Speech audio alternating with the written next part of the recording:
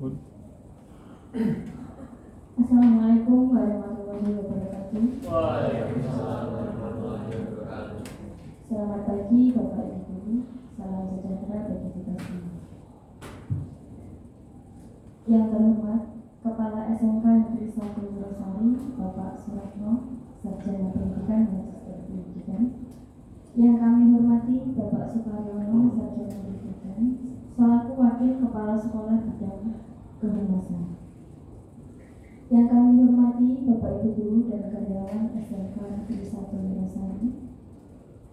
Alhamdulillahirabbil alamin. Puji syukur mari kita panjatkan kepada Allah Subhanahu wa taala atas limpahan rahmatnya kita dapat berkumpul dalam acara diseminasi penyebaran pemahaman dan pengalaman penerapan budaya positif oleh calon guru penggerak angkatan 9 SMK Negeri 1 Rosari dalam keadaan sehat walafiat. Sholawat serta salam mari kita haturkan kepada junjungan kita Nabi Muhammad SAW. Semoga kita semua mendapatkan syafaat dari beliau di yaumul qiyamah nanti. Amin. Hadirin yang saya hormati, perkenankan saya membacakan susunan acara pada hari ini. Acara yang pertama pembukaan, acara yang kedua sambutan, acara yang ketiga diseminasi penyebaran pemahaman dan pengalaman penerapan budaya positif, dan acara keempat yaitu penutup. Hadirin yang saya hormati, acara yang pertama adalah pembukaan. Mari kita buka acara pada hari ini dengan bacaan basmalah. Bismillahirrahmanirrahim. Semoga acara ini dapat berjalan lancar serta mendekatkan ridha Allah Subhanahu wa taala. Acara yang kedua adalah sambutan dari Bapak Sukaryono, Sarjana Pendidikan, selaku Wakil Kepala Sekolah Bidang Kehumasan. Kami persilakan.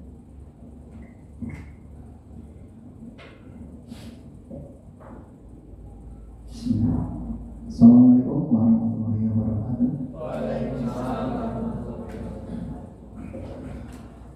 Puji syukur pada Allah Subhanahu wa taala yang telah memberikan kesehatan pada kita semuanya sehingga bisa hadir di pertemuan ini, diberi kesehatan, ya. Tidak lupa juga salawat dan salam kita aturkan pada Nabi kita Nabi Muhammad SAW yang kita tunggu-tunggu sahabat ibu dan muliakan Nabi. Yang saya hormati Bapak Ibu semuanya yang berhadir di undangan calon guru penggerak angkatan 9 Kabupaten Grobogan yang kali ini Pak Yati dan Bu Latifah dan semua guru yang datang atau diundang di sini untuk berseminasi. Awalnya yang terbesit dalam benak saya guru penggerak. Guru penggerak, guru yang menggerakkan, berarti menggerakkan hal yang positif, tidak menggerakkan hal yang negatif. Jadi yang positif itu apa saja? Yaitu materi-materi atau ilmu-ilmu yang dipunyai kemudian ditawarkan kepada guru yang lain yang belum mendaftar guru penggerak. Saya lihat guru penggerak itu sangat sibuk sekali, banyak tugas, banyak Zoom, ya, banyak rapat-rapat atau feedbacknya, sehingga diharapkan nanti kalau sudah lulus jadi guru penggerak yang benar-benar bisa menggerakkan semua elemen yang ada di sekolah ini, terutama menggerakkan minat dari teman-teman yang belum mendaftar guru penggerak, karena guru penggerak ini nanti kalau mau jadi kepala sekolah kan sudah guru penggerak itu nanti ada tes lagi ya. Salah utamanya adalah guru panjenengan semua masih muda-muda, harapannya ya larinya kencang, beda dengan yang sudah oversecond maksudnya. Oversecond itu beda, semangatnya beda dengan yang di bawah oversecond. Kalau panjenengan masih 35, 30 ya 35, 50 itu masih kencang lah, harus. Maka pemerintah mengadakan guru penggerak yang luar biasa. Jadi tidak ada pelatihan yang lain kecuali guru penggerak. Guru-guru SD itu masih muda-muda, itu ada di kepala sekolah. Ya masih muda-muda. Adik saya jauh, paling 28 itu dari kepala sekolah. Benar, orang saya itu jadi kepala sekolah SD. Itu baru. Dengan saya itu dua saya, PNS saya itu 2003 kalau nggak ada PNS saya. 2003 itu di PNS. Itu sudah kepala sekolah ya. Karena kepala sekolah SD itu kan banyak yang purna. Jadi dia sudah ikut guru penggerak, ikut-ikutan materi, nggak sebelum-sebelum. Jadi ikut gitu. Akhirnya sekarang jadi kepala sekolah. Nah, hal-hal yang seperti ini karena tujuan Bapak Ibu yang masih muda-muda masih jauh, yang diharapkan bisa ikut guru penggerak. Di sana banyak ilmunya, baik manajerialnya banyak, kalau bidang studinya banyak. Jadi tidak diajari semua. Manajerial itu apa sih? Ya kepemimpinan. Seperti saya dulu itu suatu minggu mewakili Pak Ratno di Jogja itu, tingkatnya manajerial, bintang manajerial kepala sekolah. Pada saya ada kepala sekolah. Ya yang negeri semua itu se-Jawa Tengah, DIY dan Bali itu yang negeri itu tidak boleh keluar kepala sekolah karena pas PPDB. Kemudian yang di bintang wakil kepala sekolah, baik itu kurikulum, sarkas, humas, siswaan itu yang disampaikan siapa? Saya banyak ketemu di sana itu yang negeri itu bahasa semua, yang swasta kepala sekolah semua. Ada 320 orang kepala sekolah yang tidak itu yang dari negeri Jawa Tengah tok nanti. Kepala sekolah negeri SMK se-Jawa Tengah itu tidak boleh keluar dari sekolah. Itu boleh wakil kepala sekolah. Yang Bali dan Jogja boleh kepala sekolah. Akhirnya banyak pengalaman, banyak hikmah yang saya ambil dari sana, terutama ketemu kepala sekolah. Nah dengan Pak Martin itu guyon-guyonan kita itu nggak kepala sekolah tapi jadi bintang kepala sekolah Pak. Iya. Apa mau diangkat? Ya mau gue. Saya nggak pengen kan gitu. Karena saya 50 ke atas, tidak bisa. Kepala sekolah kan di bawah itu, di bawah 50. Saatnya jam kedua dimulai. It's time to begin the second lesson. Ya, kepala sekolah itu di bawah 50. Maka CKP itu di bawah itu bisa datang. Kalau lebih dari itu tidak bisa. Karena apa? Masa kerja yang tersisa minimal masih 10 tahun. Itu boleh CKP. Kalau lebih atau kurang dari 10 tahun itu tidak bisa. Satu saja boleh. Saya juga pengen itu. Karena saya tinggal 8 tahun, akhirnya tidak bisa datang. Bapak sih tidak pengen jadi kepala sekolah.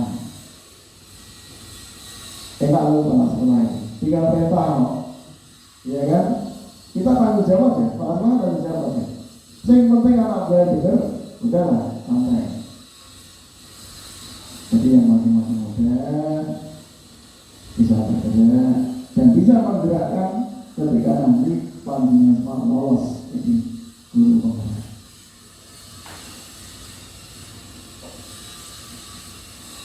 Jadi dari pihak sekolah kami yang selaku wakil kepala sekolah berkenan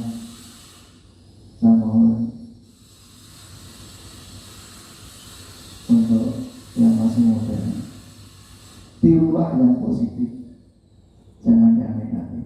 Contoh misalnya begini, contoh ini real ya, contoh real. Misalnya diumumkan Bapak Ibu guru, wali kelas dan tidak wali kelas segera menuju ke lapangan ikut upacara STP 2K di belakang siswa. Ketika diumumkan seperti itu, susahnya minta ampun. Mana gurunya? Padahal dia itu 99 plus karyawan. Kalau itu dipotong dengan yang STP 2K paling sekitar 12, itu harusnya banyak di sana. Ini tadi saya ada absensi lagi. Ya ada yang izin persiapan ini, persiapan ibadah diseminasi. Ada yang tidak ada keterangan sudah ada. Mohonlah yang positif kita lanjutkan, yang negatif kita tinggalkan. Negatifnya betul. Kadang diamani banyak murid ini sih tahu. Misalnya 12 TBO 1 konsolnya sih tahu 1 sing loro kan wis wae lapor sing tahu enggak lulus. Lah ini kan negatif loh, ini seperti negatif, suara yang negatif dan mengenakan itu akhirnya ngerembet. Tapi yang positif, kosong positif. Tapi kita lihat aja, tidak ada kemuliaan, tidak ada kebahagiaan kalau negatif dulu. Karena apa? Dengan sakit itu nanti tambah sayang. Contoh anak kecil, tanya dengan ketika sehat tidak ditawarin mau makan apa tidak, tapi ketika sakit, jangan apa, tak tuh kok mau, sakit lagi tawan, akan menimbulkan kasih sayang yang lebih. Ya, mana sakit dan sehat, bahagia dan sedih, itu udah pasangannya. Nek cari sehat kok, cari bahagia kok nggak ada, nggak ada. Maka kadang ada slogan berakhir-akhir dulu bernama terbaik, itu benar, luar biasa, itu benar. Siapa yang bersakit-sakit dahulu berdoa, berusaha, itu akan menuju memanen hasilnya, pasti. Allah tidak salah memberikan, benar, pasti. Kalau ada ikhlas, ya, janji ikhlas tuh, ikhlas. Kalau jenengan CKP ini tidak ikhlas, nanti hasilnya tidak ikhlas juga. Dilaksanakan baik, dengan ikhlas, jangan mengeluh, jangan. Jadi sesuatu kalau mengeluh itu kan tidak ikhlas. Tugasnya wakil ternyata. Jangan tahu, dijalani aja, dijalani aja. Tidak ada yang sulit kok sekarang ini, nggak ada. Alat lengkap. Jadi mau apa? Ada. Ada. Contoh, tugasnya apa? Cari Google ada. Apalagi sekarang ada AI.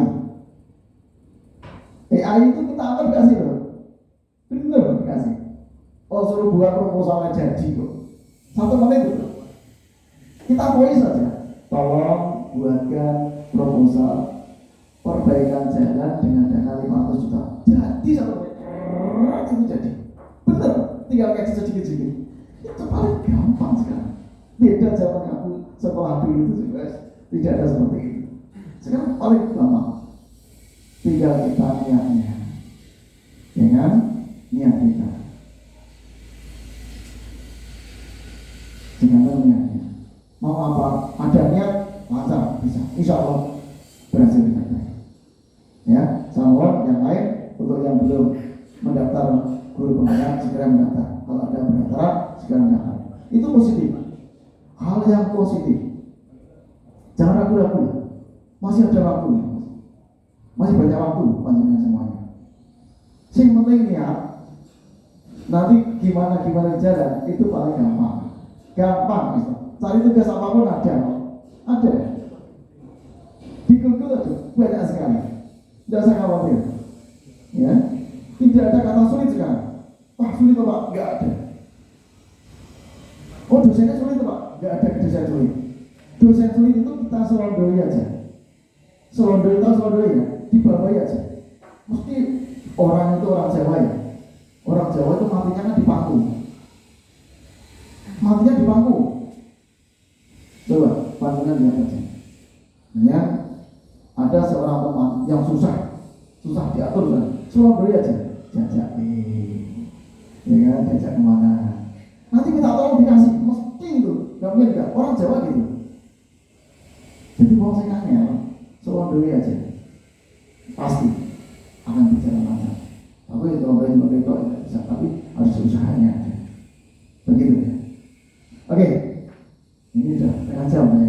Nanti ke bagian yang lain. Terima kasih untuk acara waktunya diberikan saya. Pesan itu tadi yang masih muda semangat, ya semangat. Seperti Pak Yadi, Bu Latifah yang belum daftar silakan daftar. Supaya apa? Suatu saat nanti dibutuhkan dan digunakan. Hasil itu digunakan. Pasti tidak ada pemerintah mengadakan program tidak ada tujuannya, pasti ada tujuannya. Demikian sambutan dari saya. Mohon maaf bila ada yang tidak berkenan di hadapan semuanya. Saya manusia biasa, banyak salah. Kalau benar itu hanya Allah. Demikian, terima kasih. Wassalamualaikum warahmatullahi wabarakatuh. Terima kasih Bapak Suparno atas motivasinya. Memasuki acara selanjutnya yaitu diseminasi penyebaran pemahaman dan pengalaman penerapan budaya positif yang akan disampaikan oleh Bapak Ibu Guru Penggerak SMK Desa Dasari kepada Bapak Suryati Sarjana Komunikasi dan Ibu Dwi Nur Latifah Sarjana Pendidikan. Kami persilakan. Terima kasih. Assalamualaikum warahmatullahi wabarakatuh.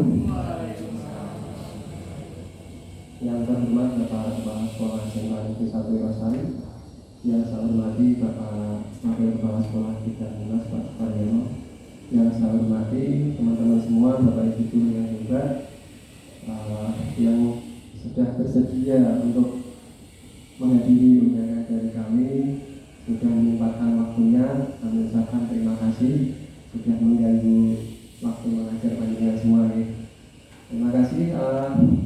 Pertama-tama marilah kita panjatkan syukur kehadirat Allah Subhanahu wa taala yang telah melimpahkan rahmat, taufik dan hidayahnya sehingga pada pagi hari ini kita semua bisa berkumpul dalam acara diseminasi penyebaran pemahaman dan pengalaman penerapan budaya positif. Mohon maaf, di sini saya tidak menggurui Bapak Ibu. Di sini saya hanya menyebarkan saja apa yang kami dapatkan dalam pembelajaran calon guru penggerak. Selanjutnya sholawat serta salam kami aturkan pada junjungan kita Nabi besar Muhammad SAW yang kita nantikan syafaat Nabi yaumil qiyamah. Dalam diseminasi ini nanti akan kita sampaikan berdua, saya dengan Bu Latifah. Untuk yang pertama ini dari saya. Selamat datang Bapak Ibu guru hebat. Mari belajar bersama, berkolaborasi, saling mendukung demi mewujudkan disiplin positif di sekolah kita tercinta. Sebelum kita masuk pada materi inti yaitu budaya positif, saya ingin menyampaikan materi sebelumnya yaitu terkait dengan pemikiran filosofis Ki Hajar Dewantara. Ini waktu kecil, waktu SD ini masih ada terpajang di sekolah-sekolah nih. Tapi kalau di SMA, SMK sepertinya belum atau sudah tidak ada hasilkan foto dari Ki Hajar Dewantara. Dari sini dari modul 1.1 Ki Hajar Dewantara menyampaikan pendidikan adalah menuntun segala kekuatan kodrat yang ada pada anak, yaitu kodrat alam dan kodrat zaman, yang agar mereka bisa mencapai keselamatan dan kebahagiaan setinggi-tingginya. Kodrat alam dan zaman di sini adalah bahwa tiap anak itu mempunyai kodrat alam dan zaman sendiri-sendiri. Pada saat masa kecilnya Pak Rio dengan masa kecilnya saya, dengan masa kecilnya panjenengan semua, itu zamannya sudah berbeda ya. Pak Rio dulu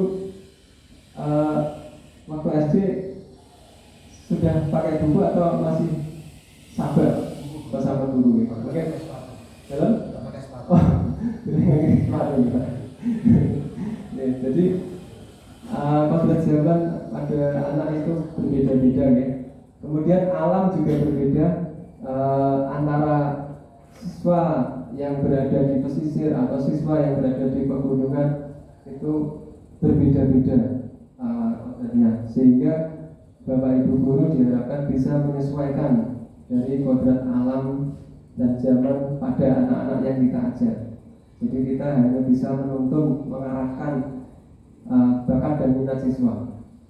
Kemudian poin selanjutnya adalah pendidikan menghamba pada murid. Pendidikan haruslah berpihak pada murid sesuai dengan minat dan bakat ini.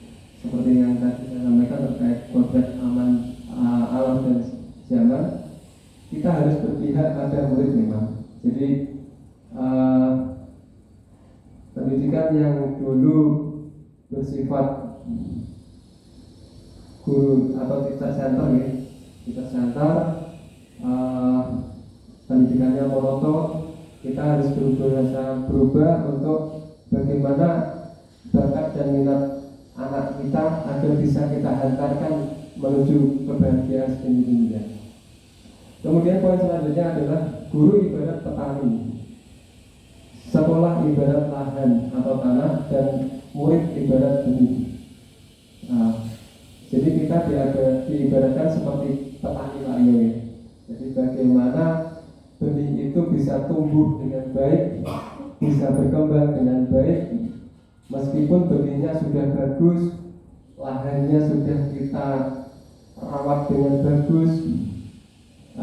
Ketika benih itu tumbuh, bisa jadi petaninya mungkin kurang cakap dalam melihara, kurang cakap dalam memberi pupuk, mengairi, bisa jadi benih itu tidak bisa berkembang dengan baik.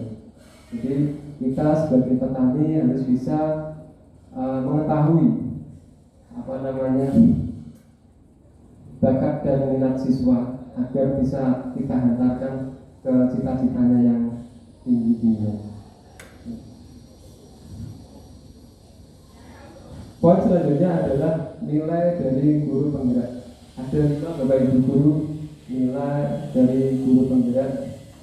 Sekali lagi saya di sini tidak menggurui, mohon maaf. Di sini ada 5 nilai guru penggerak.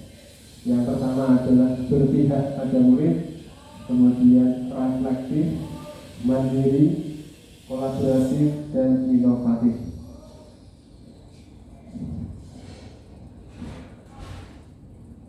Berpihak pada murid. Bagaimana kita harus selalu mengutamakan kepentingan murid dalam setiap kegiatan pembelajaran. Guru hanya berperan sebagai fasilitator. Harusnya seperti itu yang idealnya sih. Ya. Kemudian selanjutnya adalah reflektif. Guru yang mau melihat dirinya sendiri. Jadi sejauh mana dalam kita mengajar, kira-kira apa kekurangannya, apa yang harus kita tambahkan dalam kita membersamai siswa-siswi kita. Kira-kira kekurangannya apa? Kita harus bisa senantiasa melihat diri kita sendiri. Selanjutnya terus melakukan introspeksi diri terhadap apa yang dilakukan, senantiasa memaknai pengalaman yang terjadi. Ya, pengalaman adalah guru yang baik. Jadi bisa jadi meskipun usia yang sama, tetapi bisa jadi pengalamannya berbeda ya. Selanjutnya adalah memiliki daya saing yang tinggi, menjadikan refleksi sebagai kebiasaan. Pada kegiatan pembelajaran kita senantiasa dituntut untuk merefleksi. Jadi ketika kita melakukan ulangan, kemudian dari hasil ulangan itu kita analisis, kemudian dari analisis kira-kira soal yang kita berikan itu sudah sesuai atau belum. Nah, kita sebenarnya sudah melakukan beberapa dari refleksi itu. Kemudian selanjutnya adalah mandiri. Guru yang memiliki rasa percaya diri yang tinggi dan yakin bahwa dirinya memiliki potensi, diharapkan adalah kita bisa mandiri.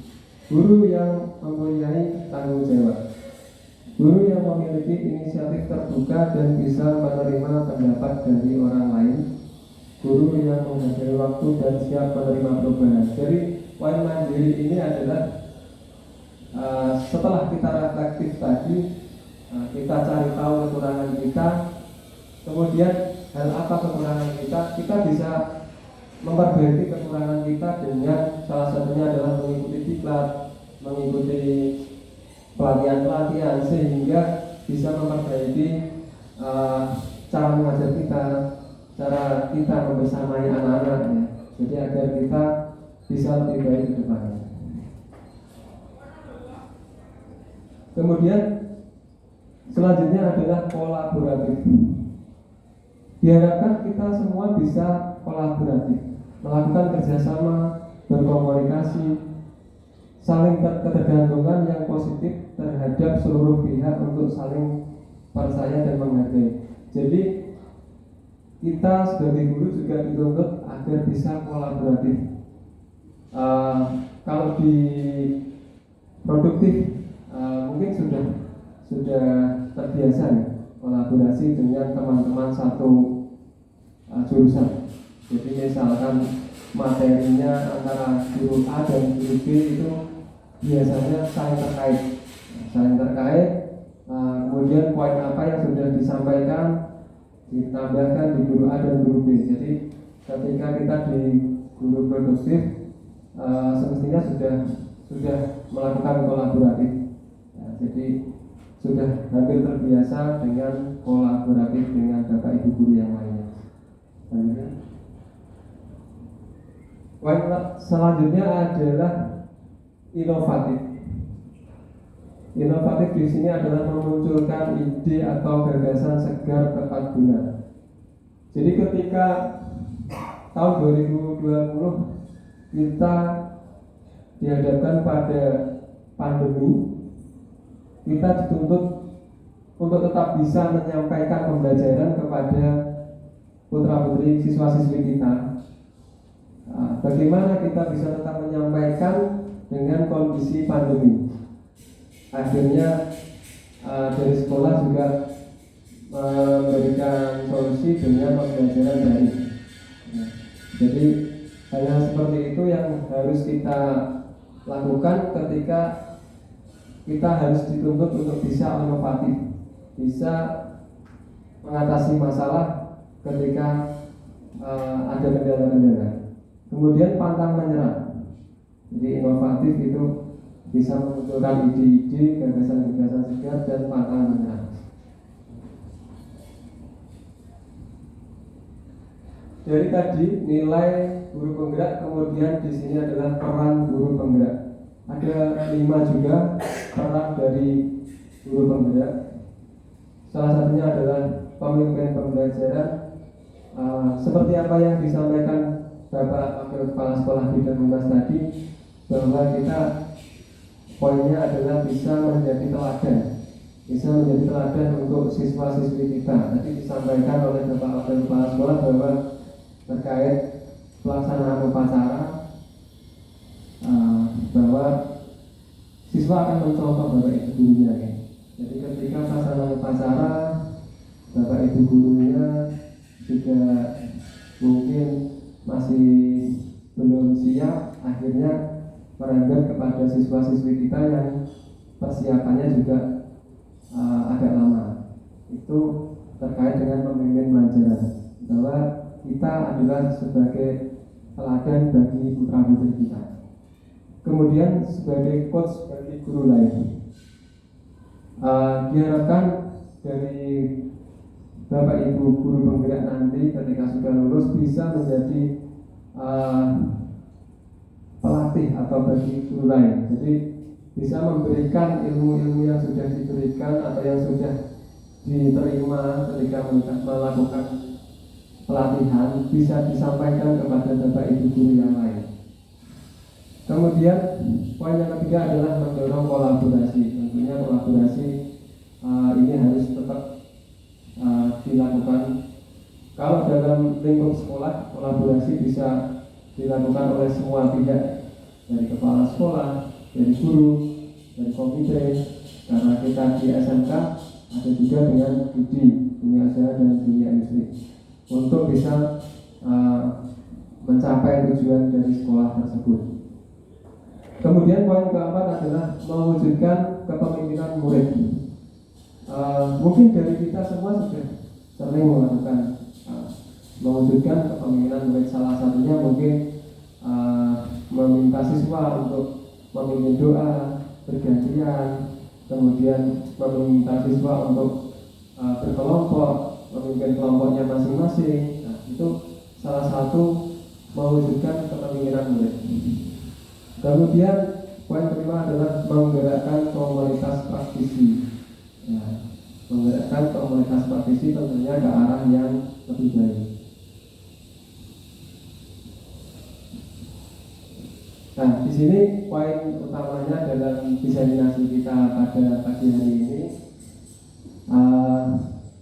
konsep utama modul budaya positif ada 8 poin yang nanti akan disampaikan dengan saya dengan Bu Latifah.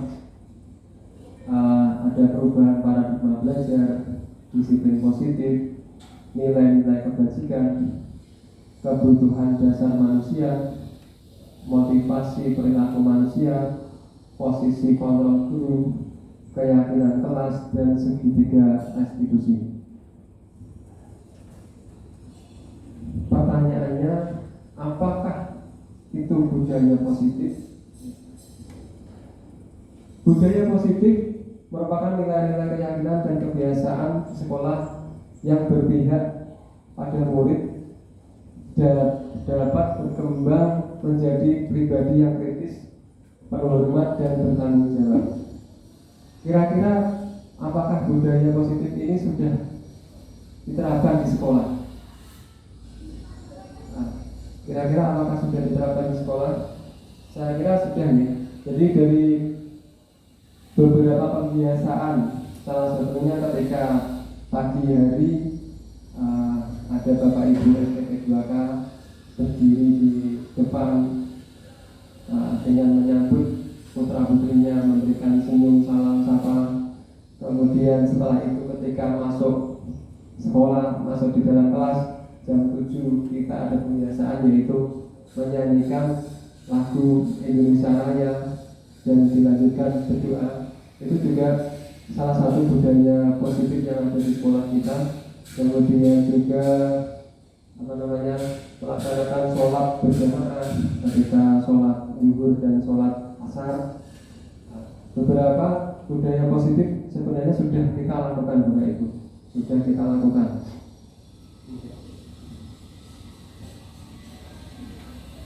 Nah, di sini poin pembelajaran dengan paradigma baru. Pembelajaran dengan paradigma baru dirancang berdasarkan prinsip pembelajaran yang terdiferensiasi sehingga setiap siswa belajar sesuai dengan kebutuhan dari tahap perkembangan untuk mewujudkan profil pelajar Pancasila. Jadi kurikulum Merdeka sudah kita terapkan selama 2 tahun ini. Jadi 2 angkatan sudah melaksanakan kurikulum Merdeka. Terkait dengan profil pelajar Pancasila ini ada 6 poin ya. 6 poin yang diharapkan bisa memberikan poin penting kepada siswa-siswi kita ketika lulus nanti bisa sesuai harapan pemuda pelajar Pancasila. Beberapa miskonsepsi tentang teori kontrol. Ilusi guru mengontrol murid. Bapak Ibu yang saya hormati, bahwa sebenarnya kita itu tidak bisa mengontrol orang lain. Jadi pada kenyataannya sebenarnya kita tidak bisa mengontrol orang lain. Ketika kita menyuruh siswa untuk melakukan sesuatu, itu bukan atas kontrol kita, Bapak Ibu. Jadi sebenarnya di situ adalah atas keinginan siswa sendiri, dalam jiwanya, dalam hatinya siswa untuk mengikuti atau untuk mau dikontrol oleh Bapak Ibu dulu. Ketika siswa tersebut misalkan tidak mau, maka kita tidak bisa melakukan apa-apa. Jadi kita hanya bisa menyampaikan atau memberikan informasi. Kita tidak bisa mengontrol siswa-siswi kita. Kemudian ilusi bahwa semua penguatan positif efektif dan bermanfaat. Jadi tidak semua hal-hal yang kita sampaikan itu bisa diterima. Tidak semua hal-hal yang kita sampaikan bisa diterima, kecuali siswa-siswi tersebut membuka hati, membuka jiwanya untuk bisa menerima hal-hal yang kita sampaikan. Ilusi bahwa kritik dan membuat orang merasa bersalah dapat menguatkan karakter. Jadi juga kritik yang kita sampaikan juga belum tentu diterima oleh siswa ketika siswa tersebut tidak membuka jiwanya. Ilusi bahwa orang dewasa memiliki hak untuk memaksa, itu juga kurang tepat. Selanjutnya adalah mengubah paradigma stimulus respon ke pendekatan teori kontrol. Realitasnya kita sama. Ketika di teori kontrol, realitasnya kebutuhan kita berbeda.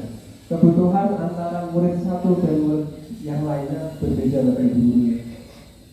Selanjutnya pada stimulus respon, semua orang melihat hal yang sama. Setiap orang memiliki gambaran yang berbeda. Jadi antara siswa yang satu dengan siswa yang lain mempunyai gambaran sendiri-sendiri. Kemudian kita mencoba mengubah agar orang berpandangan sama dengan kita. Pada teori kontrol, kita berusaha memahami pandangan orang lain tentang dunia. Kita tidak bisa memaksakan pandangan kita itu sama dengan orang lain. Begitupun juga sebaliknya, orang lain juga tidak bisa memaksakan pandangannya itu biar sama dengan kita. Kemudian perilaku buruk dapat dilihat sebagai sesuatu kesalahan. Nah, selanjutnya ketika teori kontrol, semua perilaku memiliki tujuan. Bapak Ibu, siswa-siswi kita ketika ada yang bermasalah, biasanya di situ ada sumbernya dulu, Bu Sera. Jadi ketika namanya Bu Sera ketika di BK, ketika ada siswa-siswi kita yang bermasalah, itu biasanya ada sumber utamanya. Biasanya entah keluarganya mengatakan, entah apa, pasti ada sumbernya. Jadi sini ada Bu Sera dari BK mungkin lebih tahu bagaimana cara menggali siswa-siswi kita sumber masalahnya dari mana. Jadi kita harus mencari tahu dulu sebenarnya kenapa siswa ini bisa bermasalah tanpa langsung atau kita tidak boleh untuk langsung menghakimi siswa tersebut. Kemudian orang lain bisa mengontrol saya. Pada teori kontrol hanya Anda yang bisa mengontrol diri Anda. Nah, jadi sebenarnya hanya kita sendiri yang bisa mengontrol diri kita. Tidak bisa orang lain mengontrol diri kita. Ketika kita bisa mengikuti perintah orang lain, itu berarti kita pada saat membuka jiwa kita, membuka hati kita bahwa yang disampaikan orang lain tersebut baik. Kemudian saya bisa mengontrol orang lain. Nah, sama hanya tidak bisa mengontrol orang lain. Kita tidak bisa mengontrol. Kemudian pemaksaan ada pada saat rujukan gagal. Pada teori kontrol, kolaborasi dan konsensus menciptakan pilihan-pilihan baru. Jadi ketika ada siswa bermasalah, Bapak Ibu guru BK mungkin untuk utamanya pasti akan membuat kesepakatan-kesepakatan dengan siswa tersebut bagaimana agar siswa tersebut bisa mengatasi masalahnya atau bisa lebih baik dari sebelumnya. Kemudian model berpikir menang atau kalah dan model berpikir menang dan menang. Jadi harusnya kita berpahaman bahwa kita harus bisa menang semua. Jadi antara yang punya masalah dan yang di sekolah kita bisa win-win solution. Kemudian poin yang selanjutnya adalah disiplin positif. Ketika mendengar kata disiplin, apa yang terbayang di benak kita, Bapak Ibu? Aturan, datang tepat waktu, ataupun lainnya. Jadi ketika kita mendengar kata disiplin, yang ada di bayangan kita, di benak kita adalah sebuah aturan, kita datang tepat waktu, yang isinya di situ mungkin kurang mengenakan. Nah, ini poin disiplin positif. Dalam budaya kita, makna kata disiplin dimaknai menjadi sesuatu yang dilakukan seseorang pada orang lain untuk mendapatkan kepatuhan. Kita cenderung menghubungkan kata disiplin dengan ketidaknyamanan. Ya, kita mengharapkan siswa-siswi kita untuk bisa hadir tepat waktu ketika melaksanakan upacara. Padahal kita sebagai pendidik, sebagai Bapak Ibu guru belum memberikan contoh atau teladan yang baik, sehingga kita tidak bisa memaksakan. Siswa kita harus langsung on time ketika upacara, ketika kita belum memberikan keteladanan. Kemudian sebagai pendidik, tujuan kita adalah menciptakan anak-anak yang memiliki disiplin diri, sehingga mereka bisa berperilaku dengan mengacu pada nilai-nilai kebajikan universal dan memiliki motivasi intrinsik, bukan intrinsik. Jadi dalam kita menyampaikan budaya positif ini adalah bagaimana agar siswa itu secara sukarela bisa melaksanakan hal-hal yang baik, tidak dengan keterpaksaan. Jadi dengan sukarela langsung datang ke lapangan tanpa disuruh, kemudian dengan sukarela ketika ada sampah-sampah yang ada di sekitarnya langsung dipungut dan dimasukkan tempat sampah. Itu yang kita harapkan dalam budaya positif, tanpa ada hukuman yang kita harapkan. Kemudian disiplin positif merupakan salah satu cara Saatnya jam ketiga dimulai. It's time to begin the third lesson. Kemudian disiplin positif merupakan salah satu cara penerapan disiplin yang bertujuan untuk menumbuhkan kesadaran serta memberdayakan anak melakukan sesuatu tanpa sokongan, tanpa ancaman maupun hukuman. Seperti tadi yang saya sampaikan adalah secara sukarela melakukan sesuatu yang baik. Poin selanjutnya adalah nilai-nilai kebajikan, yang nilai yang disepakati bersama lepas dari suku, bangsa, agama maupun latar belakangnya.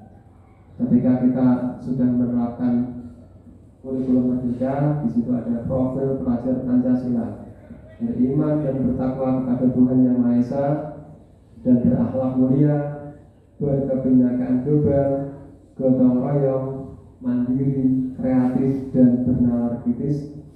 Selanjutnya primarius program, toleransi, rasa hormat, integritas, mandiri, menghargai, antusias, empati, keingintahuan, kreativitas, kerjasama, percaya diri dan komitmen. Selanjutnya adalah keterampilan hidup, dapat dipercaya, lurus hati, pendengar yang aktif, tidak merendahkan orang lain, dan memberikan yang terbaik dari diri. Dari saya sampai poin ini nanti selanjutnya akan disampaikan oleh Ibu Dwi Latifah SPD. Terima kasih. Apabila ada kurangnya saya mohon maaf. Wassalamualaikum warahmatullahi wabarakatuh.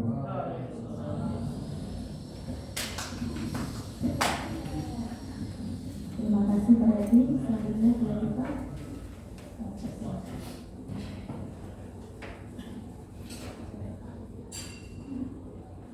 sebelumnya Assalamualaikum warahmatullahi wabarakatuh. Waalaikumsalam.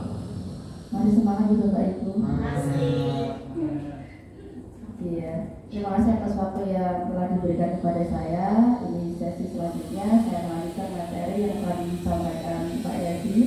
Sebelumnya saya berterima kasih kepada Bapak Ibu semua telah menyempatkan waktunya yang sangat berharga, apalagi yang ada adik jam ya, tapi sudah menyempatkan waktu untuk hadir di acara kami, yaitu diseminasi penyebaran pemahaman budaya positif di sekolah.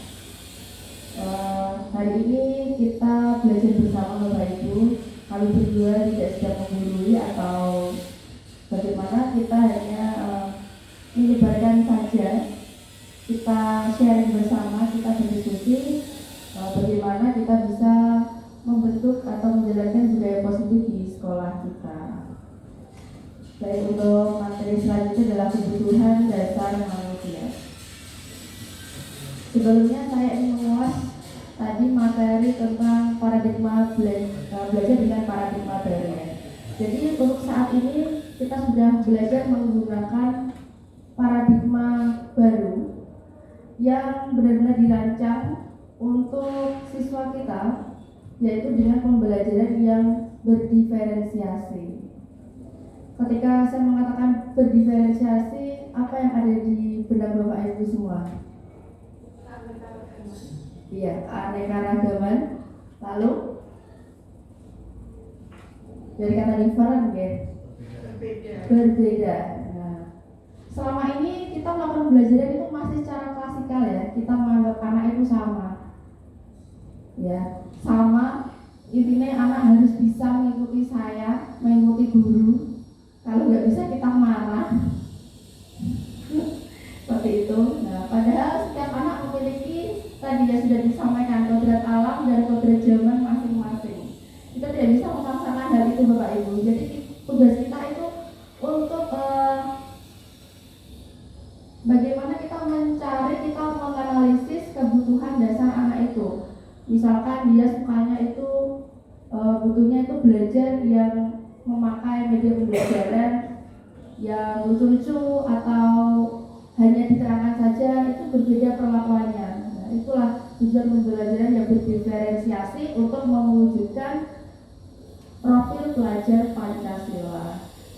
Coba Bapak Ibu, dimensi profil pelajar Pancasila ada 6 ya. Kita sebutkan bersama. Yang pertama ada bertakwa kepada Tuhan Yang Maha Esa dan berakhlak mulia. Selanjutnya gotong royong, mandiri, bernalar kritis, kemudian kreatif, dan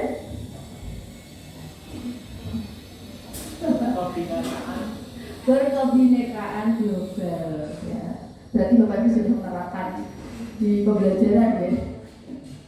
Nah, kembali lagi ketika menggunakan paradigma baru, kita mengharapkan siswa yang bisa menerapkan disiplin positif berdasarkan nilai-nilai kebajikan. Jadi anak-anak itu tidak kita paksa, tidak kita bujuk atau kita beri sogokan, tidak seperti itu. Jadi itu sudah dari diri mereka, bahwa mereka menyadari dalam diri mereka memiliki nilai-nilai kebajikan itu tadi ya.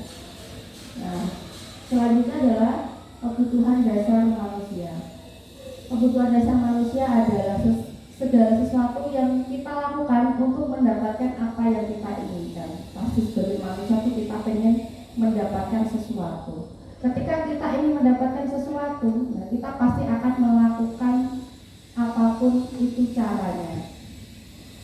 Seluruh yang kita lakukan memiliki tujuan tertentu dan semua usaha yang terbaik kita lakukan dalam rangka kebutuhan dasar kita terpenuhi dengan baik. Pokoknya kalau kita mau ingin sesuatu, kita pasti akan berusaha untuk mendapatkannya. Begitu pula dengan anak. Di sini ada 5 kebutuhan dasar Bapak Ibu. Yang pertama ada kebutuhan untuk bertahan hidup, kasih sayang, penguasaan, kebebasan, dan kesenangan. Kita ulas satu persatu. Nah, kebutuhan untuk bertahan hidup itu contohnya seperti makanan, pakaian, tempat tinggal, keamanan, kesehatan. Jadi apapun yang berhubungan dengan fisik kita, itu kita punya kebutuhan dasar itu. Kita lapar berarti kita butuh makanan, kita pasti butuh pakaian. Nah, itu yang kebutuhan utama kita. Yang kedua adalah kasih sayang dan rasa diterima. Rasa diterima, diperdulikan, berbagi, kerjasama, menjadi bagian dalam kelompok. Kita semua pasti butuh diterima ya. Seperti saya di depan ini, saya berbicara, saya kan butuh diperhatikan ya sebenarnya. Ya, terima kasih yang sudah memperhatikan. Kalau saya tidak diperhatikan, nanti saya tuh malah caper. Ya, seperti anak, mereka tuh mencari cara agar diperhatikan. Seperti itu. Kemudian penguasaan, yaitu harga diri, keinginan untuk dianggap, memimpin, berprestasi, diakui dan didengar. Contohnya saja, ada seorang anak yang memang dia pintar, dia ingin diakui. Oh ini loh nilaiku sangat tinggi dibanding kalian semua. Kalian harus mengakui itu. Dia ingin diakui, karena ingin diapresiasi bahwa nilainya tinggi.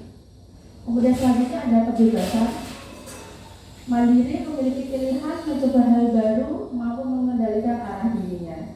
Kadang anak kan nggak bisa dikekang gitu Pak Ibu. Kita menyuruhnya A, B, C, kalau mereka itu pengennya bebas, itu susah mengendalikan. Selanjutnya adalah kesenangan, yaitu bermain, humor, antusiasme, dan tertawa. Nah, kesenangan itu juga hampir sama dengan kebebasan sebenarnya. Tapi di sini kesenangan itu dia tidak ada untuk keinginan mencoba hal yang baru. Dia hanya ingin bersenang-senang saja.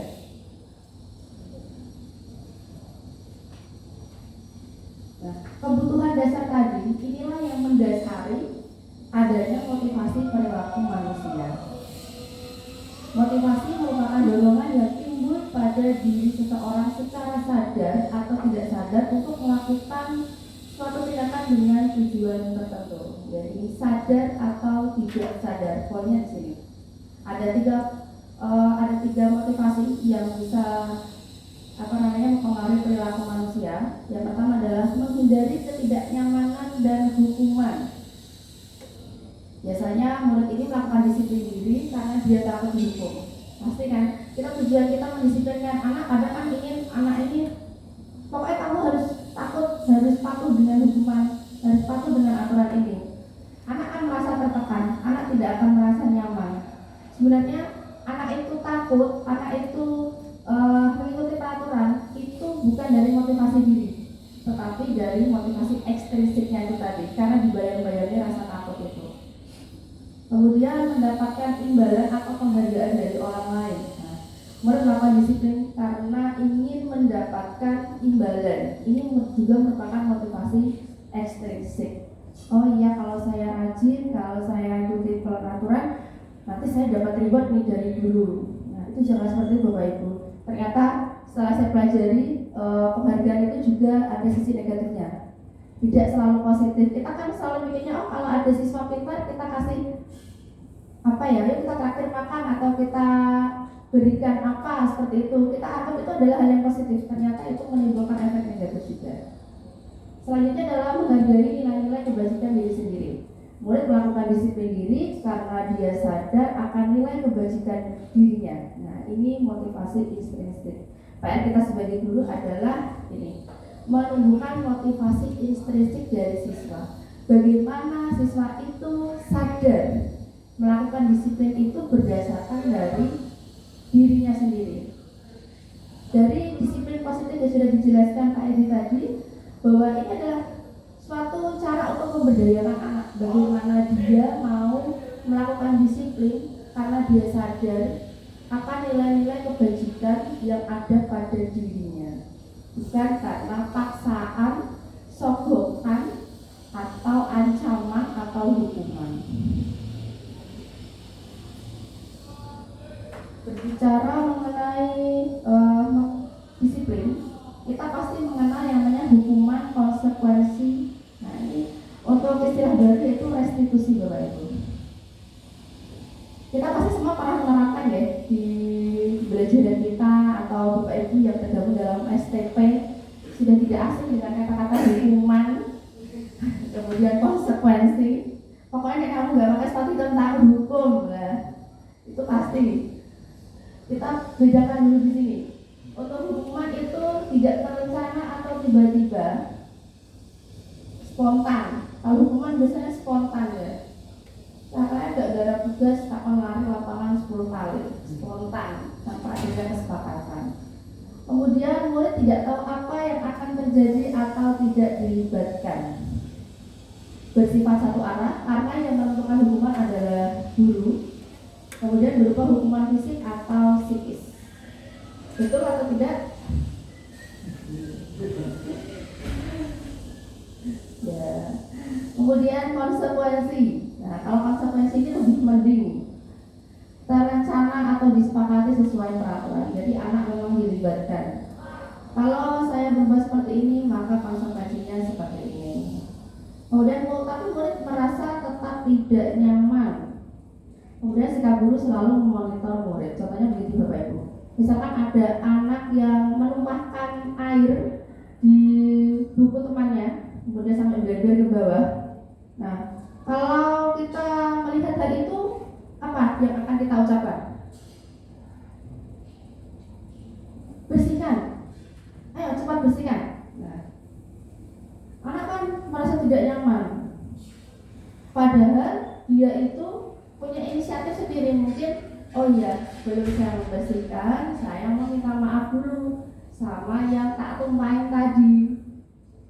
Tetapi kalau konsekuensi tidak, kita langsung memberikan konsekuensi terhadap apa yang dilakukannya tadi. Jadi anak tidak ada waktu untuk berpikir. Nah, berbeda lagi dengan restitusi, yaitu proses menciptakan kondisi bagi murid untuk memperbaiki kesalahan. Proses kolaboratif yang mengajarkan murid untuk mencari solusi sendiri. Seperti yang saya katakan tadi, ketika ada anak yang melakukan kesalahan menumpahkan air di buku temannya, nah, kalau hukuman atau konsekuensi, kita pasti langsung menyuruh anak itu suruh ini. Tetapi kalau restitusi, kita masih memberi waktu anak itu untuk berpikir. Oh, sebenarnya saya bagaimana? Saya harus bagaimana? Kita menawarkan kepada siswa untuk berpikir, untuk mencari solusi atas permasalahannya. Ketika solusi itu keluar dari pikiran siswa, maka dia akan punya tanggung jawab untuk menyelesaikannya. Berbeda dengan hukuman atau konsekuensi, itu hanya jangka pendek Bapak Ibu. Yang masuk ke perbedaan, contoh kasus siswa karena tidak mengerjakan tugas. Kalau hukuman, ya pasti dihukum lah, apa saja keluar dari mulut kita ya, spontan aja. Kita nyuruh apa, seperti ini, hormat bendera selama 10 menit. Ada yang lari keliling lapangan, ada yang membersihkan kelas, dan lain-lain. Kemudian guru marah dan murid menjadi takut. Apa masih enggak? Masih sering marah-marah sama siswa?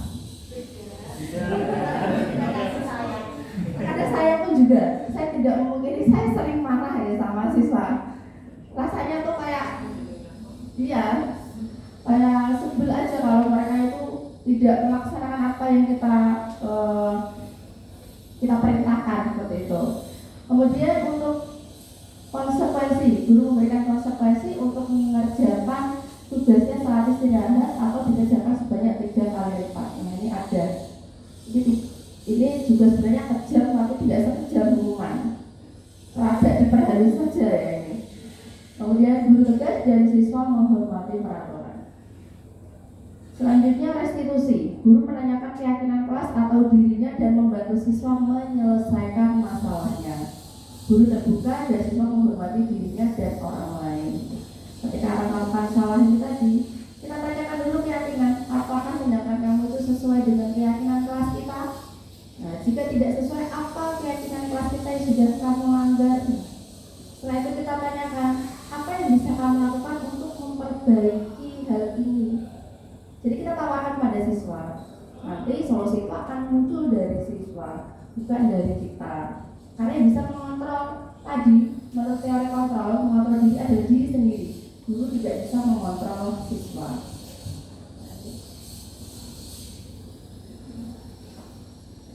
Nah, ini Bapak Ibu, konsep disiplin dengan identitas gagal. Ada hukuman, ada penghargaan. Seperti yang saya katakan tadi, ternyata penghargaan itu tidak selalu positif. Ada hal negatif yang ditimbulkan dari penghargaan itu. Yang pertama, hukuman. Hukuman itu pasti terasa menyakitkan ya. Menyakitkan bagi siapa? Ya bagi dia yang dihukum itu tadi. Bisa jadi itu malah menimbulkan dendam bagi diri anak. Takutnya seperti itu. Apalagi hukuman itu tidak sesuai dengan hati mereka. Kemudian tidak nyaman, pasti anak tidak nyaman. Murid takut, kemudian memaksa. Berarti kan murid harus mengikuti hukuman karena dia melakukan kesalahan. Kemudian murid menyembunyikan kesalahan. Karena dia takut, karena dia tidak nyaman, pasti dia akan menyembunyikan kesalahan. Ayo, kamu tadi seperti ini kan? Enggak Bu, dia tidak mau mengakui karena dia takut dihukum. Kemudian murid juga menjadi rendah diri. Nah, sekarang penghargaan ternyata tidak efektif, kemudian merusak hubungan atau sifat iri. Jadi ada anak yang itu saja mendapatkan penghargaan, sedangkan ada yang tidak mendapat. Pasti anak itu akan merasa iri. Oh, aku gak tahu ya, kok cari terus ya, padahal aku juga sudah berusaha ya. Itu akan menimbulkan iri dari anak-anak yang lain. Kemudian mematikan kreativitas. Ketika kita menilai pekerjaan siswa itu sudah mati-matian mengerjakan dengan kreativitasnya, tetapi ternyata di mata guru itu masih belum seberapa. Akhirnya anak tersebut merasa berdiri, ngapain saya mengerjakan susah-susah, nyatanya loh saya nggak dapat apresiasi. Ya itu kreativitasnya bisa mati di sini. Kemudian mendukung dengan sistem ranking. Nah, biasanya kan kalau pembagian rapot atau apa itu tidak bisa dapat hadiah. Nah, yang tidak dapat pasti kader kecil hati. Kapan ya saya dapat hadiah seperti mereka? Kemudian merampas dan menghargai dirinya. Nah, ini juga bahaya.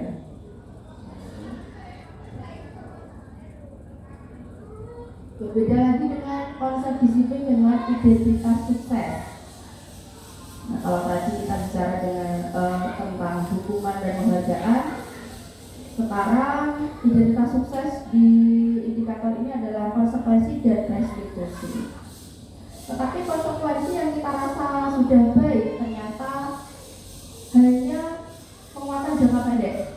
Hari ini anak menyadari kesalahannya, besok dia akan mengulangi lagi. Kemudian perlu monitoring berkelanjutan. Kemudian stimulus respons. Selanjutnya murid menghormati peraturan dan kehilangan waktu untuk merenungi kesalahan. Contoh tadi ya, ketika menumpahkan air karena sudah disuruh untuk langsung mengelak, langsung membersihkan. Nah, anak kehilangan waktu untuk merenungi. Mereka nggak tahu saya tuh sebenarnya tuh salahnya sefatal apa, salah saya seperti apa. Ini jika konsekuensi itu diterapkan. Berbeda dengan restitusi, murid akan bertanggung jawab untuk perilakunya. Fokus pada pemecahan masalah jangka panjang. Karena solusinya keluar dari dirinya sendiri, maka dia punya tanggung jawab untuk mengubah perilakunya. Kemudian murid menghormati dirinya dan orang lain. Kalau sudah melupakan, minta maaf dulu ya. Jadi kan dia juga menghormati dirinya dan orang lain. Kemudian teori kontrol, dirinya sendiri yang memegang kontrol, bahwa orang lain tidak bisa mengontrol diri sendiri.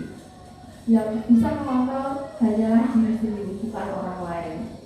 Kemudian murid bersemangat memperbaiki kesalahan. Kalau sudah tahu kesalahannya apa, maka mereka bisa menjadi pribadi yang lebih baik. Sekarang konsep disiplin pendekatan restitusi, sebuah cara menanamkan disiplin positif pada hidup. Pengertian restitusi sendiri adalah proses menciptakan kondisi bagi murid untuk memperbaiki kesalahan mereka, sehingga mereka bisa kembali ke komunitas atau ke kelompok mereka dengan karakter yang lebih kuat. Ciri-cirinya bukan menebus kesalahan, namun belajar dari kesalahan. Kemudian memperbaiki hubungan, kemudian tawaran bukan paksaan, kemudian menuntun untuk melihat ke dalam diri, kemudian mencari kebutuhan dasar yang mendasari tindakan. Tadi kebutuhan dasar manusia ada 5. Setiap tindakan itu pasti ada dasarnya, dia kebutuhan apa yang belum terpenuhi. Kemudian fokus pada karakter bukan tindakan, yang kita ubah adalah karakter anak itu. Kemudian menguatkan dan fokus pada solusi. Nah, ini penting Bapak Ibu. 5 posisi kontrol restitusi. Yang pertama adalah penghukum, kemudian pembuat rasa bersalah, kemudian teman, pemantau, dan manajer. Nah, ini contohnya kasus siswa tidak memakai atribut lengkap saat upacara pemilihan. Kalau kita sebagai penghukum biasanya patuhi aturan sekolah, lalu berdiri di depan barisan. Kemudian membuat rasa bersalah.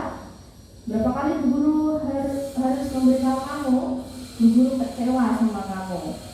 Posisi teman, ayolah yang tertib buat Bu Guru bangga, kali ini tidak apa-apa kamu salah. Kemudian pemantau, kamu sudah melanggar, apa peraturan dan konsekuensinya? Kemudian manajer, apakah kamu tahu salahmu? Kira-kira bagaimana kamu akan memperbaiki kesalahan ini? Kita yang kita sendiri Bapak Ibu, posisi mana yang kita terapkan?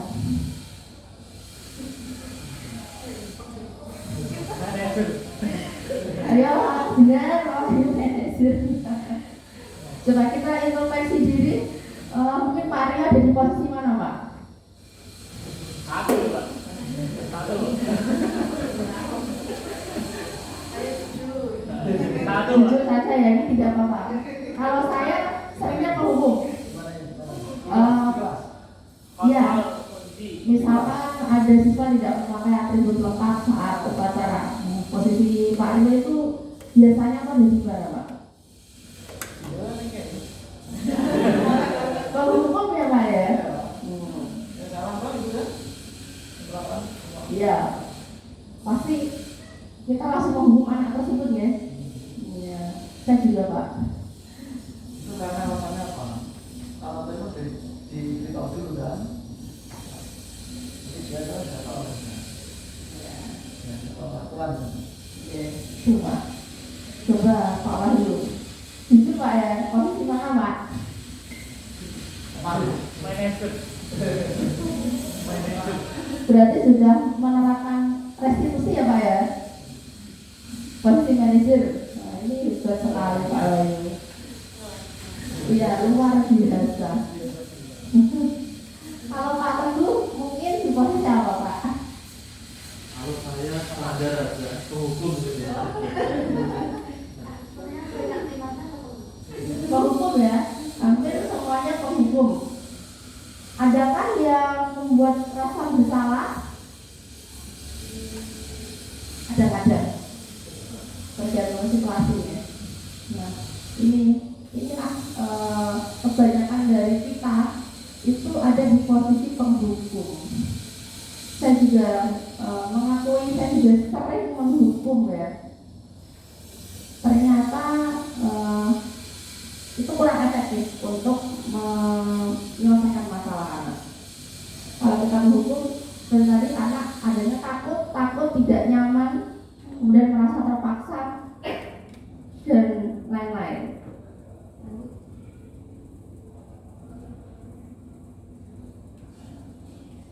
Nah, sebelum memasuki keyakinan kelas, itu tadi ketika kita ingin melakukan restitusi, sebaiknya kita melakukan keyakinan kelas dulu di kelas kita masing-masing atau keyakinan sekolah. Karena apa? Karena nanti ketika keyakinan itu dilanggar, nah itu akan nanti yang akan mencari solusinya sendiri, bukan dari kita. Mengapa keyakinan? Mengapa tidak peraturan? Nah, seperti tadi Pak Rio mengatakan bahwa ya anak itu harus dihukum karena sudah melanggar peraturan. Ya, memang realitanya seperti itu. Nah, di sini kita menggunakan kata-kata keyakinan. Mengapa keyakinan? Mengapa tidak peraturan? Ini ada ilustrasi, Bapak Ibu.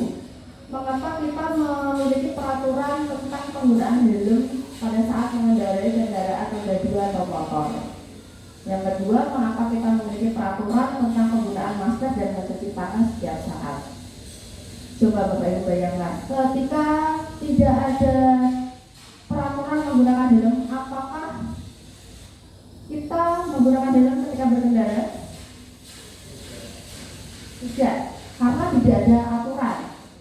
Padahal ketika kita menggunakan helm itu tidak hanya aturan, tidak hanya kita mengikuti peraturan.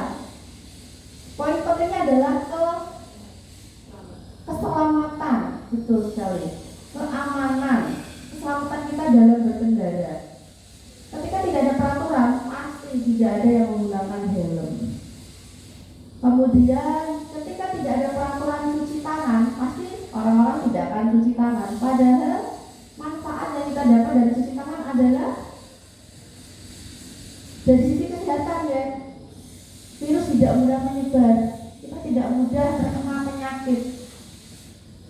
Nah itu apalagi flu, apalagi dulu COVID itu, makanya ada peraturan mencuci tangan. Nah inilah perbedaan dari keyakinan dan peraturan. Ketika peraturan itu tidak ada, maka orang tidak akan melakukannya. Berbeda dengan keyakinan. Jika kita sudah meyakini hal itu, sudah meyakini, menyepakati nilai-nilai kebajikan itu, maka kita akan melakukannya walaupun tidak ada aturannya. Kemudian bagaimana pembentukan keyakinan kelas? Yang pertama, keyakinan itu lebih abstrak dari peraturan dan berupa pernyataan universal yang bisa dipahami oleh semua. Kemudian dibuat dalam bentuk positif. Seperti apa? Misalkan kalau peraturannya dilarang membuang sampah sembarangan. Jadi kita ubah kalimatnya, saling menjaga kebersihan. Kemudian dilarang mencontek waktu ulangan. Kita ubah kalimatnya menjadi jujur saat pembelajaran. Dilarang membuli. Jadi bisa kita ubah saling menghargai. Kemudian sedikit saja agar mudah diingat, sesuai dengan kondisi kelas dan sekolah agar mudah diterapkan. Jadi kan kondisi kelas atau sekolah itu tidak sama ya. Jadi kita kalau keyakinan itu disesuaikan, jadi tidak menyamaratakan. Dan semua warga kelas atau sekolah dilibatkan saat membuat. Jadi dua arah ya. Semua siswa dilibatkan dalam membuat, jadi tidak hanya keputusan guru saja. Di sini adalah contoh ya. Kemarin saya sudah melakukan pembuatan keyakinan kelas dengan anak wali saya. Yang pertama saya menyampaikan konsepnya seperti apa, kemudian berdiskusi tentang peraturan. Nah, peraturan itu tadi yang kita rumuskan menjadi sebuah keyakinan. Anak itu pengennya apa? Di kelas tuh biar nyaman tuh seperti apa? Kita diskusikan bersama di situ. Misalkan tidak boleh ini. Ya, semua saya beri kesempatan. Kita memberi kesempatan semuanya untuk bersuara, untuk mengungkapkan apa yang diinginkan supaya kelas itu nyaman. Kemudian ketika semuanya sudah menyuarakan keinginannya, tugas guru adalah menyeleksi. Biasanya kan ada yang sama itu keinginannya. Kita seleksi mana poin-poin penting yang bisa diterapkan di kelas kita yang sudah disepakati.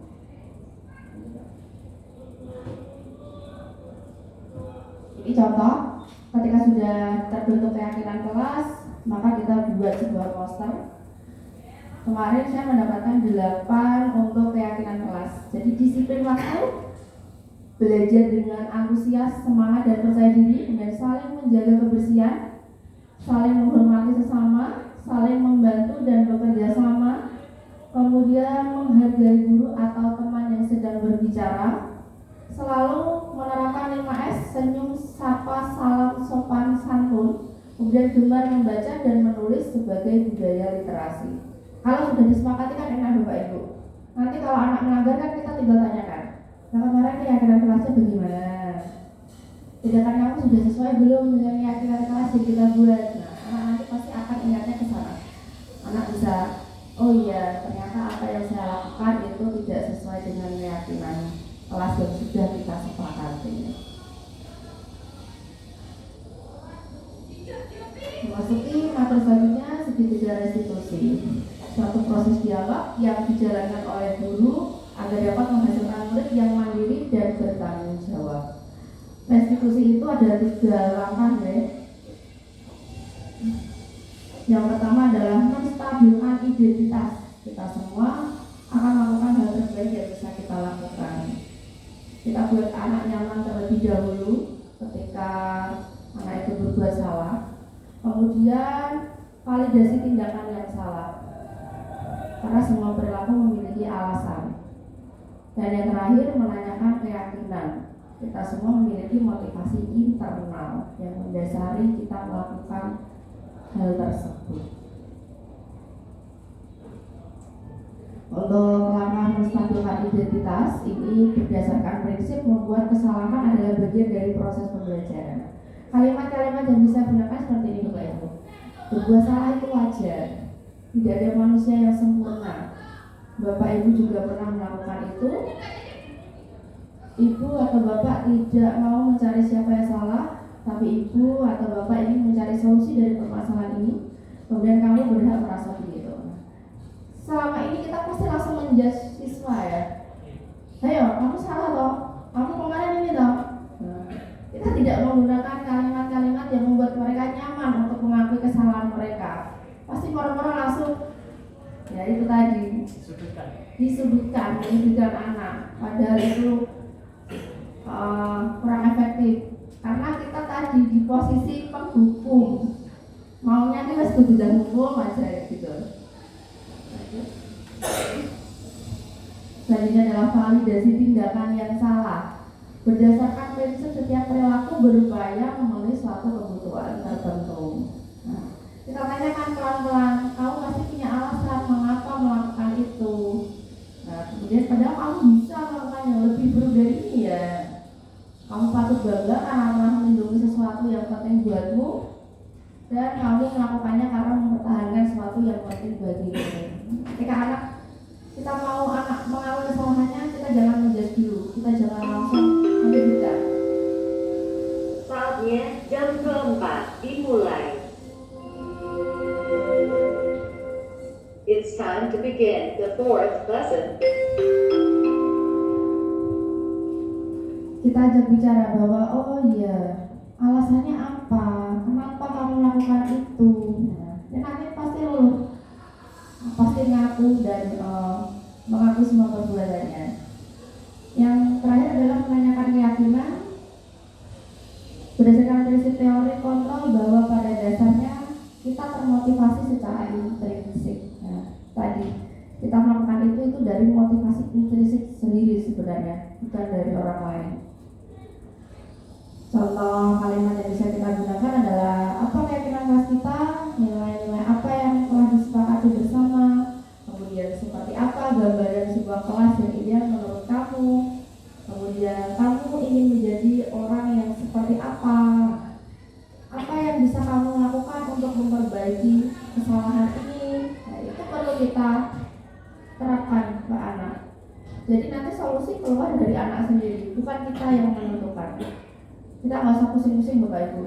Biasanya kita mencari solusi. Oh kamu setelah ini. Sekarang setelah adanya restitusi, biar anak yang berpikir. Gitu. Nah ini ada contoh menerapkan restitusi dari saya, kasusnya itu anak sering datang terlambat.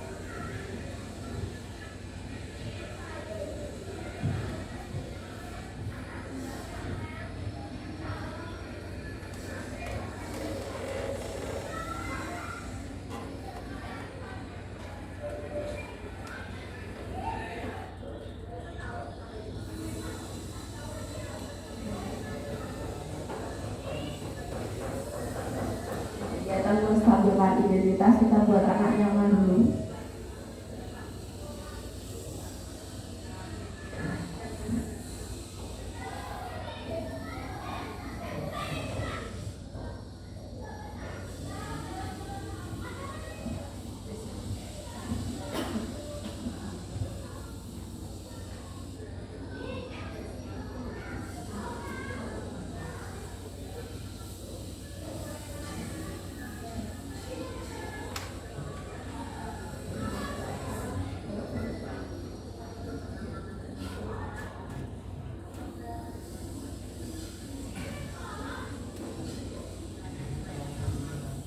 Guru mengatakan bahwa kita di sini tidak sedang mencari siapa yang salah, tetapi mencari solusi dari permasalahan ini.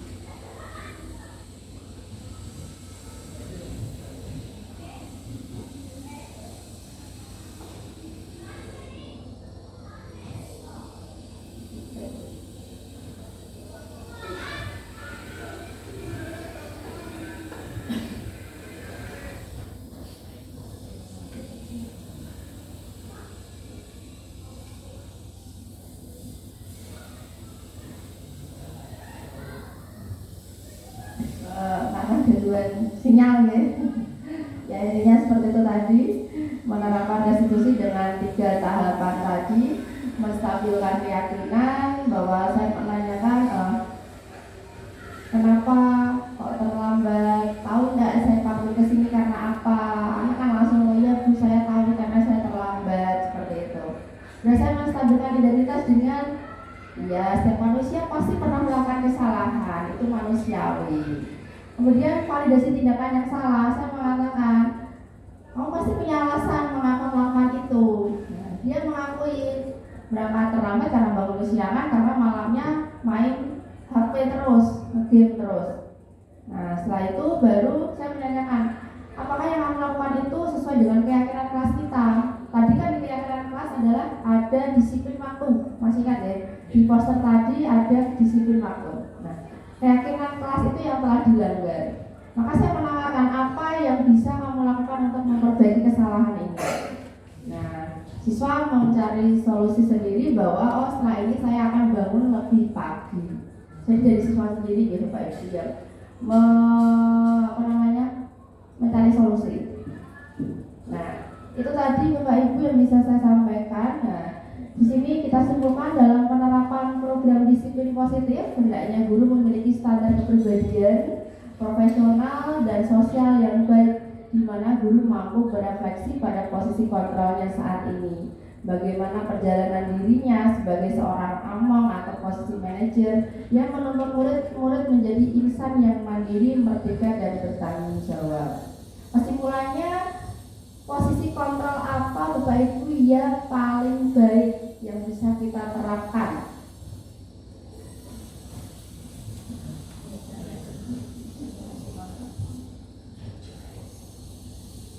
Ternyata posisi kontrol mana yang paling baik dan efektif yang bisa kita terapkan ke anak?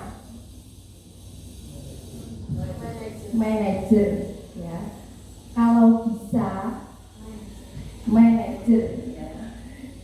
Pelan-pelan kita menerapkan itu dan kita memposisikan diri sebagai manajer. Kita hilangkan pelan-pelan posisi kita sebagai penghukum. Karena dampaknya sangat negatif, anak merasa tidak nyaman, merasa tertekan, bisa jadi malah menimbulkan dendam di hati mereka karena tidak sesuai dengan keinginan mereka. Begitu, mungkin ada pertanyaan, kami persilahkan. Oh ya, Terima kasih Ibu Nur Latifah. Saya Ibu Diana Amir. Sedikit yang ingin saya tanyakan terkait dengan kegiatan restitusi ya. Hal-hal yang harus kita lakukan apa saja ya Ibu? Mohon dijelaskan. Terima kasih. Terima kasih atas pertanyaannya. Langsung saya jawab ya. Untuk restitusi tadi sudah saya jelaskan ada 3 langkahnya, yaitu menstabilkan identitas, kemudian memvalidasi tindakan yang salah, dan yang terakhir adalah menanyakan keyakinan. Untuk langkah itu sebaiknya dilakukan secara urut ya, karena kita kan menggali dulu anak itu tahu tidak kesalahannya apa. Kemudian kita ingin menggali dari anak tersebut alasannya melakukan hal itu apa. Nah, baru kita menanyakan keyakinan agar anak itu bisa mencari solusi sendiri. Jadi kalau bisa kita lakukan secara urut untuk langkah-langkah restitusi itu tadi, biar kita hasilnya maksimal Bapak Ibu. Jadi ampun di apa namanya di apa ya? Apa itu namanya saya lupa. Jadi bolak-balik, bolak-balik. Kalau bisa secara urut, ya kita bisa menyimpulkan seperti apa, hal apa, mengapa mereka melakukan itu, nah, seperti itu. Begitu Bu Jana. Terima kasih. Ada lagi mungkin pertanyaan?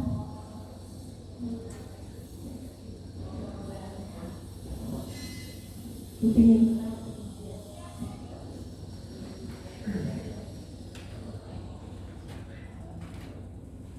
Saya Bu Sulistiani ingin bertanya, misal ada anak yang melalui sendiri ketika pembelajaran, kira-kira kebutuhan dasar apa dari anak tersebut yang ingin dicapai?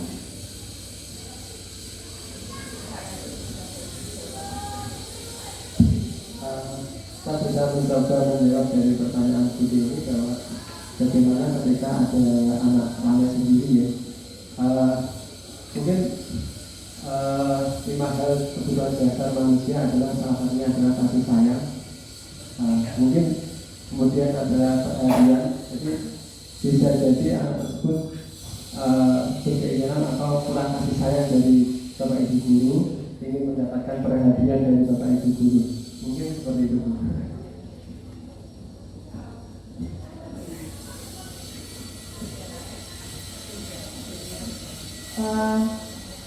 Apa ada pertanyaan lagi Bapak Ibu? Jika tidak mungkin cukup sekian. Terima kasih atas perhatian Bapak Ibu semua. Semoga apa yang saya sampaikan dapat bermanfaat.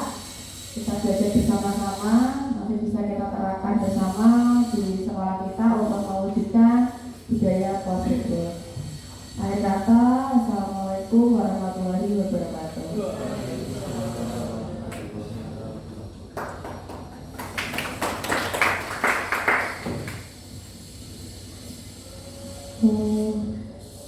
Demikian acara yang sudah kita laksanakan dengan materi yang sangat luar biasa ya Bapak Ibu.